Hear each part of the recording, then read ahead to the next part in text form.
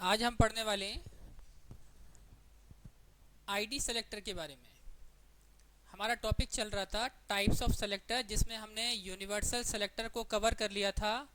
अब हम second type की तरफ बात करेंगे, आईडी सेलेक्टर। ठीक है, तो आईडी सेलेक्टर के लिए मैंने यहाँ पर एक नोटपैड का फाइल बनाया हुआ है।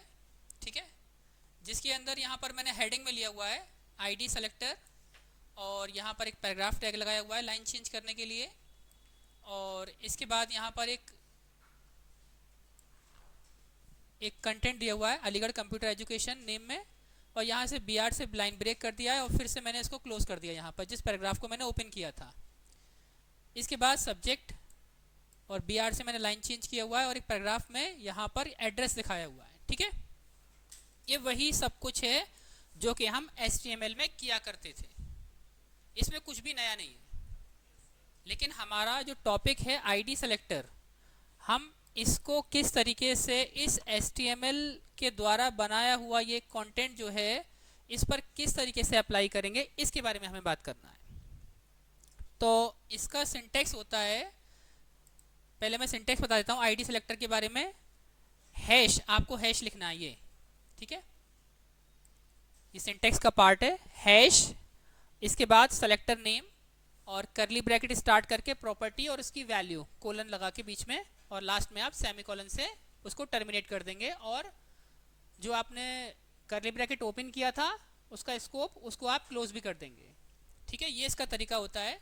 देखेंगे यहाँ पर हम किस तरीके से अप्लाई करते हैं। फिलहाल यहाँ पर मैं बनाऊंगा इसके लिए क्लास, जैसे कि यहाँ पर मैंने पी लिया हुआ है पैराग्राफ, इसके अंदर मैं क्लास बनाता हूँ। ठीक है, लिखता हूँ मैं यहाँ पर पी, और इसके बाद में मैंने लिखा यहाँ पर आईडी सेलेक्टर हम बना रहे हैं तो यहाँ पर लिखेंगे आईडी। ठीक है, आईडी इक्वल टू, और यहाँ पर मैंने सपोज नाम दे दिया लाइन। ठीक है, क्लास का नाम क्या दे दिया मैंने, लाइन। इसके बाद हम आएंगे, हमने क्या नाम दिया, हमने आईडी में लाइन नाम दिया यहाँ पर। ठीक है, ये हमने क्लास बनाई है आईडी के नाम से, और जिसमें हमने नाम दिया लाइन। अब इसके ऊपर यानी ये पैराग्राफ की इसका स्कोप यहाँ से यहाँ तक ही तो है ना। तो इसके ऊपर हम किस तरीके से CSS अप्लाई करेंगे, उसके लिए हम जाएंगे यहाँ पर अपने स्टाइल यानी हेड सेक्शन के अंदर, और इसके अंदर लिखेंगे हैश, जो कि हमारा सिंटेक्स का पार्ट भी होता है। ठीक है, हैश, और हमारी क्लास का नाम क्या था, लाइन। ठीक है, इसके बाद करली ब्रैकेट, और इसके बाद में जो भी हम प्रॉपर्टी अप्लाई करना चाहते हैं CSS के अंदर, वो प्रॉपर्टी का नेम कोलन उसकी वैल्यू। जैसे कि मैंने लिखा बैकग्राउंड कलर, या फिर कलर लिख देता हूँ colour red, colour colon red. ठीक है, और सेमीकोलन, और इस करली ब्रैकेट को हम क्लोज कर देंगे। देखते हैं क्या इस पर ये असर होता है। सेव किए, और यहाँ पर हम अपने ब्राउज़र पे आकर रिफ्रेश करेंगे, देखेंगे यहाँ पर कंटेंट हमारा जो लिखा था अलीगढ़ कंप्यूटर एजुकेशन, ये रेड हो चुका है। ठीक है, इसी तरीके से आप एक पैराग्राफ मैंने और बनाया हुआ है, ये वाला है ना। आप इस एलिमेंट के ऊपर कुछ और रखना चाहते हैं, जैसे कि मान ली मैंने लिखा यहाँ पर आईडी इक्वल टू, यहाँ पर मैंने नाम दे दिया लाइन। ठीक है, अब देखते हैं क्या इस पर भी ये चीज़ अप्लाई होगी, क्योंकि यहाँ भी हमने क्लास का नाम क्या दिया है, लाइन, और लाइन यहाँ भी है, और यहाँ पर लाइन यहाँ हमने लिखा हुआ है, तो कलर हमने इसको रेड किया हुआ है। तो जहाँ जहाँ हमने क्लास बनाई है लाइन नाम की, यहाँ पर मैंने डबल कोट्स नहीं लगाया। देखते हैं क्या असर होता है।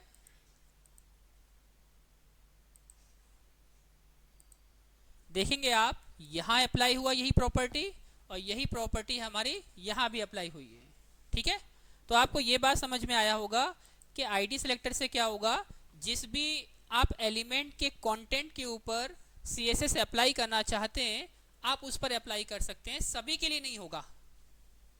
ठीक है, जैसे कि हम यूनिवर्सल सेलेक्टर में कर रहे थे, वो सभी के लिए प्रॉपर्टी अप्लाई हो रही थी CSS, चाहे वो एलिमेंट कोई भी क्यों ना हो। लेकिन यहाँ पर क्या है, आप किसी पर्टिकुलर एलिमेंट पे ही उसको आईडी बनाने के बाद उस पर आप जो CSS अप्लाई करेंगे पर्टिकुलर उस पर अप्लाई कर सकते हैं। अब देखिए मैं यहाँ पर थोड़ा चेंज करता हूँ, जैसे कि आईडी लिखा है, मैं यहाँ पर कर दिया लाइन की जगह पर लाइम, ठीक है।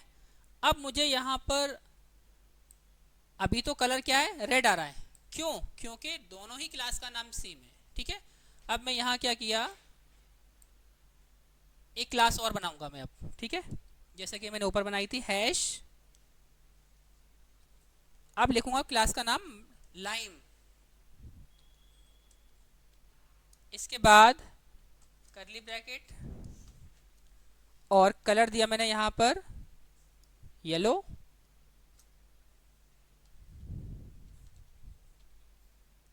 सेमीकोलन, और यहाँ पर हम इसको क्लोज कर देंगे। देखेंगे यहाँ पर क्या असर होता है इस पे, देखेंगे ये येलो हो चुका है, ठीक है। यानी आप अगर किसी जो आपने अगर आप सेम करना चाहते हैं तो आप क्लास का नाम सेम रखेंगे, और आप अलग अलग करना चाहते हैं तो क्लास का नाम भी अलग अलग होगा और अलग अलग आप CSS अप्लाई करेंगे, ठीक है। तो ये यहाँ पर ये येलो थोड़ा सा नज़र नहीं आ रहा है, मैं इसको ब्लू कर देता हूँ, ठीक है। तो कहाँ करेंगे ब्लू, यहाँ पर BLUE ब्लू, और फाइल को सेव करा देंगे। देखते हैं क्या असर होता है इस पर, देखेंगे अब आपको साफ साफ नज़र आ रहा होगा, ठीक है। इसके बाद मैं इस पर और भी CSS अप्लाई करना चाहता हूँ, तो जैसे कि मैं यहाँ पर लिखा font weight bold, font weight colon bold और सेमीकोलन, देखते हैं क्या असर होता है उस पर।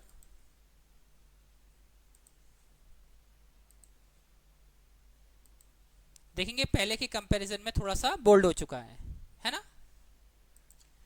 इसी के साथ आप और भी बहुत सारी प्रॉपर्टी होती हैं हमारी, आप वो अप्लाई करना चाहते हैं तो अप्लाई कर सकते हैं। अच्छा, जैसे मैं इसका बैकग्राउंड कलर अगर मैं चेंज करना इसका, ठीक है, तो मैं क्या करूँगा, यहाँ पर इसके अंदर एक प्रॉपर्टी अप्लाई करते हैं, बैकग्राउंड कलर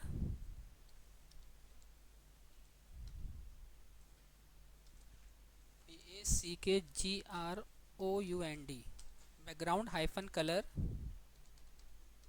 और यहाँ पर मैंने नेम दे दिया येलो और सेमीकोलन। देखते हैं क्या असर होता है इस पर।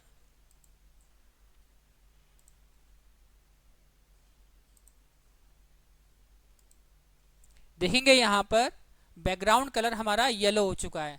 आई होप ये बात आपको समझ में आई होगी कि किस तरीके से आईडी सेलेक्टर काम करता है और हम किस तरीके से किसी पर्टिकुलर एलिमेंट पर हम CSS अप्लाई कर सकते हैं।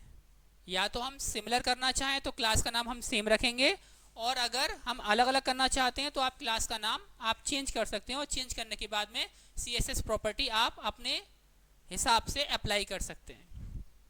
आई होप सभी को ये बात समझ में आई होगी।